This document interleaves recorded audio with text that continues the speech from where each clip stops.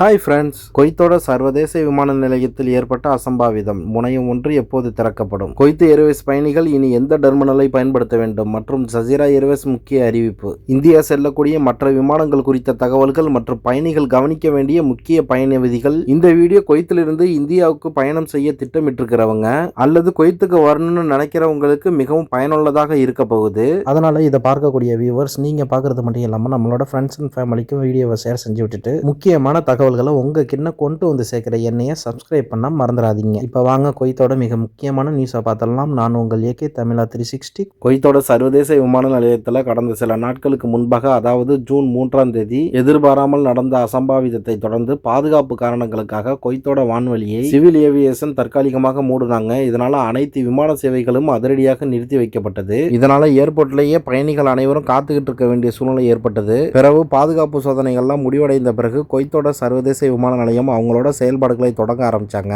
இந்த வீடியோல ரீஓபன் பண்ணியிருக்காங்க அப்படின்னு சொல்றது T4 T5 மட்டும்தான். அதாவது இந்த ஜசீரா ஏர்வேஸும் குவைத் ஏர்வேஸும் மட்டும்தான் வந்து ஓபன் பண்ணியிருக்கிறாங்க. அது இல்லாமல் இன்னைக்கு காலையில் முதற்கொண்டு ஒரு சில மணி நேரங்கள் வந்து பாதுகாப்பு சூழ்நிலை காரணமாக வான்வெளியை மூடிட்டு மறுபடியும் விமான சேவையை வந்து தொடங்கினாங்க. மேலும் டெர்மினல் 1, அதாவது நம்ம நாட்டு ஃபிளைட்ஸ்லாம் வந்து வரும்ல, இந்த இண்டிகோ, ஏர் இண்டியா, இந்த முனையம் வந்து இன்னும் ஓப்பன் பண்ண கிடையாது. ஏன்னு கேட்டிங்கன்னா இதுதான் வந்து அசம்பாவிதத்துக்கு வந்து உட்படுத்தப்பட்டது. அதனால தற்காலிகமாக மூடி வச்சிருக்காங்க. இப்போ பார்த்தீங்கன்னா டெர்மினல் 1ல் தொழில்நுட்ப குழுவினர் சீரமைப்பு பணிகள் மற்றும் பழுது பார்க்கும் பணிகளை தீவிரமாக மேற்கொண்டு வராங்க.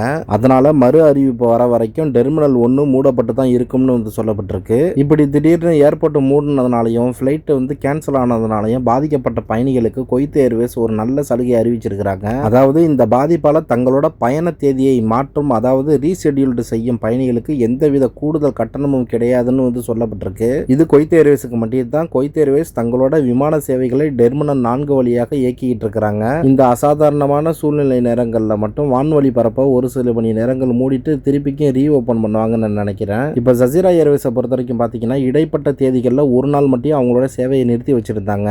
பிறகு டெர்மினல் 5லேருந்து அவங்களோட விமான சேவைகளையும் மீண்டும் இயக்க தொடங்கிட்டாங்க.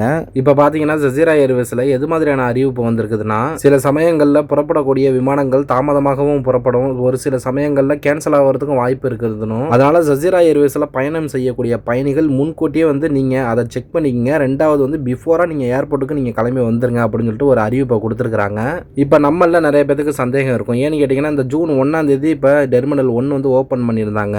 அதனால ஊருக்கு போகணும் இல்லை அங்கேருந்து வரணும்னு சொல்லிட்டு நினைக்கக்கூடிய மக்கள்லாம் வந்து அதில் வந்து டிக்கெட் வந்து புக் பண்ணி வச்சுருந்துருப்பாங்கல்ல. இப்போ அவங்களுக்குலாம் ஒரு சந்தேகம் இருக்கும். இப்போ குவைத் ஏர்வேஸில் இப்போ ரீஷெட்யூல்டு பண்ண மாதிரி இப்போ இண்டிகோ, ஏர் இண்டியா எக்ஸ்பிரஸாக இருக்கட்டும், இல்லை மற்ற அரபு விமானங்களாக வந்து இருக்கட்டும், இதில் எல்லாம் புக் பண்ணவங்களுக்கு இப்போ குவைத் ஏர்வேஸில் வந்து ரீஷெட்யூல்டு கொடுத்தா மாதிரியே இதுலேயும் வந்து கொடுப்பாங்களா அப்படின்னு சொல்லிட்டு கேட்டிங்கன்னா இது வரைக்கும் அப்படிப்பட்ட எந்த ஒரு தகவல்களும் வந்து வரலைங்க. இது இந்த குவைத் ஏர்வேஸில் மட்டும்தான் இந்த ரீஷெட்யூல்டு ஆப்ஷன் வந்து கொடுத்துருக்குறாங்க. அது மாதிரி பார்த்தீங்கன்னா இந்த ஏர் இண்டியாவாக இருக்கட்டும், இல்லை இண்டிகோவாக வந்து இருக்கட்டும், இதெல்லாம் வந்து டெர்மினல் 4 இல்லைனா 5ல் இறங்குறதுக்கு வாய்ப்பு இருக்குதான்னு கேட்டிங்கன்னா அதுக்கும் வாய்ப்பு கிடையாதுங்க. ஆனால் இது பற்றி ஒரு பொய்யான தகவல் ஒன்று நிறையா பரவிட்டு இருக்குது. அதை யாரும் நம்பாதீங்க.